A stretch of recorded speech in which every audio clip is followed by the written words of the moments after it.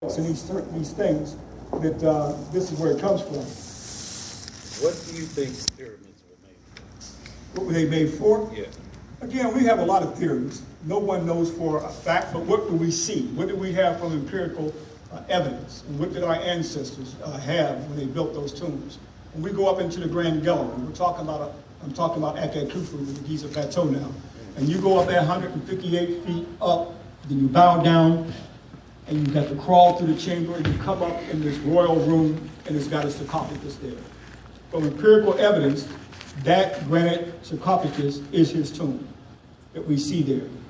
Now, even though it's been ransacked from the invaders, it's come in there, the lid is off. Some say Napoleon took it and he dropped it in the Mediterranean when the French were after him, and that's where the granite sarcophagus covering of that, his sarcophagus is at now. But when you look at the Fifth Dynasty and those pyramids that I showed of the Fifth Dynasty when they were writing, see, the pyramids don't have any, the Great Pyramid of the Fourth Dynasty, they do not have any writing inside. None. Oh, wow. Okay. But now, let's go back to what the writers said. Okay. When Herodotus was there, the European Greek historian, the white limestone that I showed you, remember that? Mm-hmm. Okay, from the description, that even some of the Arabs said that there was writing on the outside of the Great Pyramid that would hold a 10,000-page book. Mm. Wow. And that white limestone has been taken off. Wow. But it's the Fifth Dynasty where they actually have the writing of salvation and resurrection and the spiritual ascension. It becomes the foundation of the Western European religion. And that's in the African origin of Christianity. I could be at another university, it will do. But it's here when we look at the pyramids of Khufu, Khafra, and Menkaure and the Giza Plateau. It's in the architecture that's telling the story. Why are those three pyramids, built? Two of them are perfect alignment, one's out of alignment. It's built in the architecture to represent what? As above, so below. The constellation of Orion, the three stars in Orion's belt, out of Lamb, out of Tekka, and Tekka. So they were building the kingdom of heaven, on earth. Okay. Right. Yeah. So it's in the architecture. But when about time they get to the Fifth Dynasty, they're literally writing now. They're writing about going there. Okay. Yeah, it's not like Khufu's boat. Remember that boat I was showing? Where the Neteroos was taking there? And that was the new Ankh? No, the Fifth Dynasty, they're actually writing this down. Wow. That became, thousands of years later, the Western European Christianity's foundation of resurrection. But they didn't understand it. They took it literally. The physical body would rise up. No, it's the spiritual body that would rise, called the Ka, the spirit. The Romans couldn't understand things they couldn't see. They just took it literally.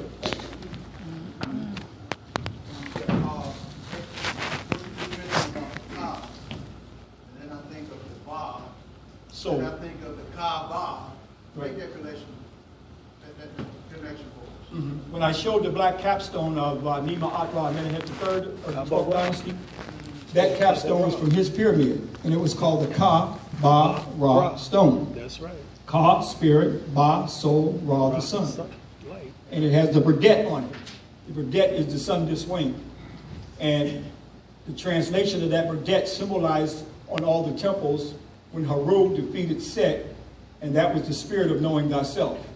That didn't start with Socrates. That was on the temples of all the Burdett over all the sun diswinged. So again, when you look at the black, it's a black stone, black capstone. So when you look at the idea of the Kaaba and see that a lot of the ideas, keep in mind, Kemet was very powerful. I mean, it's think of America and its influence that it has on the world. America is a major empire. That's what it is now. It has influence all over the world. This was ancient Kemet. You're not going to have countries that close, whether it's Greece, whether it's Mesopotamia, whether it's Arabia, and Kemet not have an influence on them and their development. That's not going to happen. Okay? That's going to happen where they're going to have influence over them. Although I'm saying not going to happen that someone would say that it's not there. No, it is there. So even the ideas of that we see in the Hadith. In the Hadith, when we see the whole idea where Gabriel, right? Anybody Muslim? Anybody know the story of the Hadith? Yeah. Raise your hand if you do. Yeah, the Hadith. Who wrote the Quran?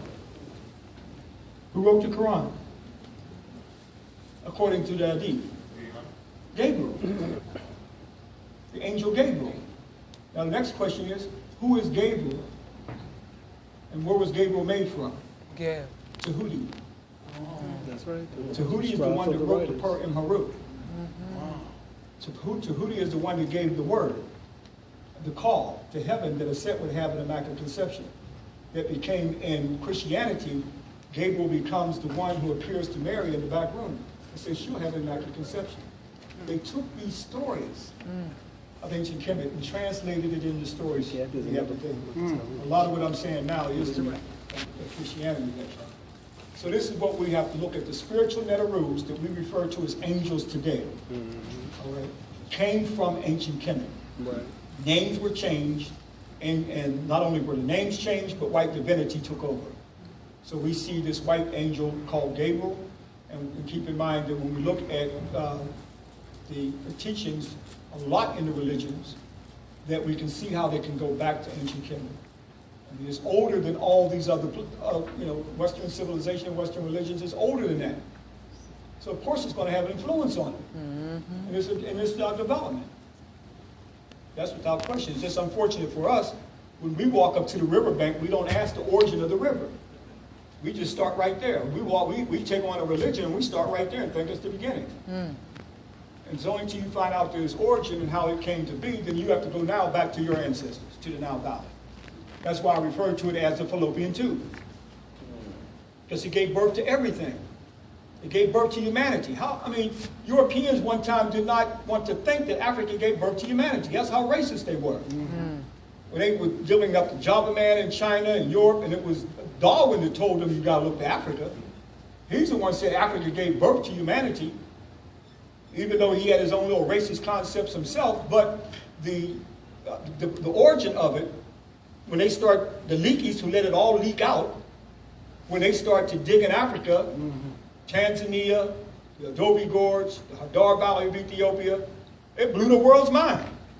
Oh no, they're not dealing with thousands of years now. Millions of years. And that's where they step back. So now they relegate Africa down to anthropology.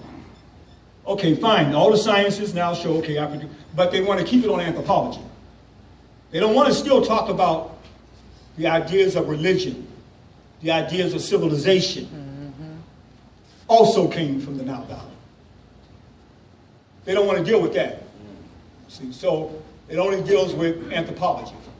As I said, Africans were just not wandering around after millions of years, and now Europeans got to bring a God concept and religion and ideas. And you got all these monuments and temples. You don't find anything like this on the planet Earth. Okay, like you find in the Nile Valley, up and down the Nile, all the way down to Zimbabwe. They got cone pyramids down there, but the Shona people built the cone pyramids. The equilateral plane pyramids you see in the Kushites, okay, and in the Sudan, what is now called the Sudan, and then also is now called Egypt today. You have the pyramids there, equilateral, but down in Zimbabwe, they're in a cone form. So, I mean, there's so much. And all we have to do is look at it from Africa, not look at it from a European perspective, from an Asia perspective, or outside of Africa. That's how we have to look at it. And most of the time, we want to look at Africa from the outside. We're either looking at it from a religious that Europeans have indoctrinated with their version of it, you see, and then we want to try to inject it into Africa, when in fact Africa was the beginning of it. Any other questions? Tonight they're showing a show revealing the statues under the Mediterranean Sea. And the statues look very much like the Egyptians' temples. Yeah. Tonight at 9 o'clock. I forgot what channel it is. Yeah, I mean, every time they turn around, National Geographic said it best. Every time we kick over a rock in Africa, we have to rewrite the textbooks. So they said it best. So, now this question is, what period are these statues? If it's in the Mediterranean Sea, then it's close that may have been when they were destroying the Alexandria Library. So it might have been a lot of Greco-Roman stuff there. Okay, at that time. Because see, the Greco-Romans built these temples next to the Mediterranean. the lighthouse, the great lighthouse there, and the Alexandria Library destroyed. So that was all Greek. You know, Alexandria was, that's when they took over at that time. But I do know, I read that one of the statues was called Happy. Happy is the noun. They got one of those statues in the Cairo Museum of Happy, and Happy, help me with the hair, it was called, sister, with the Kink. the twist lock. What's it called? Dreadlocks. Yeah, well, locks are one thing, but they got the twist. What's the ones that got the twist? The Bantu knots. Yeah, you twist Band it. too. Yeah. Well, Cynically. they're twists. They're hanging down, but they're twists. Okay. Well, Menahem, he got the actual locks. Oh. But the statues is Happy. They got these. So it's clearly you can see that's an African statue. And Happy is the noun. So that one, yes, is the noun. But of course, they may have had a big statue of Happy there representing the noun. But again, we have to watch, because if Europeans are digging up Greco-Roman statues, and then they'll show these Greco-Roman statues to try to give validity to that, see, the Egyptians were white. So white, no, this is a Greek, the Greeks, the Ptolemies were in Egypt 300 years. And then when you add 400 years of the Romans, and then you add the Byzantines, we're talking about 1,000 years of these Europeans.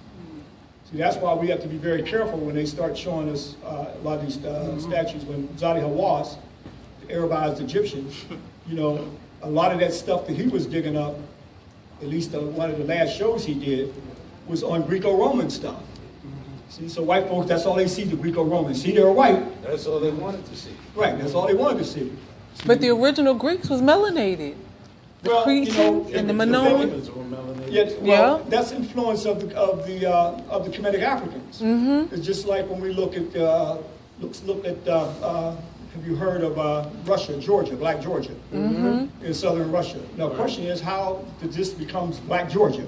Okay, now we got to go back to Sinro-Ret of the 12th dynasty, where he records taking an army there. Now, have you heard the story where Africans got tails? Have you ever heard that story? Yes, I heard that foolishness. Yeah, Africans got tails. No, they were telling, what they observed when the Kemetic Africans were coming in there, they were observing something. They were observing those leopard skins that had tails. Oh, because they the ones with tails. Yeah, I was Right. about to say. Okay. They're seeing a totally different people, a totally different culture. That's all they're looking at. Okay. And they're looking at these priests and they're walking around with these long leopard skin tails.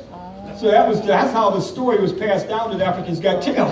Okay. From that. Okay. From Sinro-Ret, who took that army there, and that's why it's called Black Russia today, from the army that he left there. He was like Hannibal, who came into what is now called Italy, and had African armies there. So you got those dark Italians over there. Okay. Okay, so yes, Yeah, the Sicilians. right. So yes, the Sicilians and all these others. But so when we hear these stories, and like Sinro-Ret and everything, and Africans got tails, and we, not knowing the history. Wow. But now you see the power of that when you look at those leopard skins. Thank you. That validates that they were there. Okay. I feel like it's like it comes from a European perspective to look at what we call the Middle East as not a part of Africa. It's only the Middle East in relation to colonial Britain, and so we're using a European global view to separate a part of Africa that they chopped off with the Suez Canal to say that certain things that are obviously African are different from African. It says in the book of Ecclesiastes, Solomon says, "Hearken unto me, and I'll tell you dark tales of the ancients." The Quran says, and when they